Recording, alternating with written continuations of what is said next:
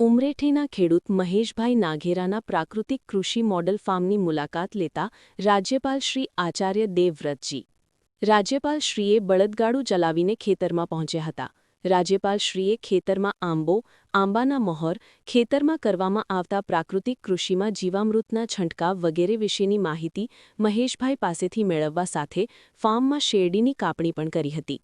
રાજ્યપાલશ્રીએ આંબા પર ટ્રેક્ટર દ્વારા પમ્પિંગ કરીને જીવામૃતના છંટકાવ સહિતની વ્યવસ્થાઓ જોઈને આનંદ વ્યક્ત કર્યો હતો. તેમણે ખેતરમાં ઉમરેઠી ગામના ખેડૂતો સમક્ષ જીવામૃતની બનાવટનું જીવંત નિદર્શન કરીને ખેડૂતોને પોતાના પાકમાં તેનાથી થતા ફાયદા વિશે જાણકારી આપી હતી.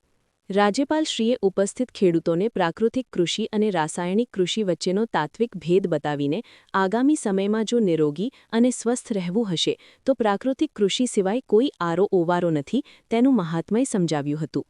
રાજ્યપાલશ્રીએ મહેશભાઈ નાઘેરાના પરિવારજનોને મળીને તેમના ક્ષેમ કુશળ પૂછ્યા હતા. રાજ્યપાલશ્રીએ મોડલ ફાર્મ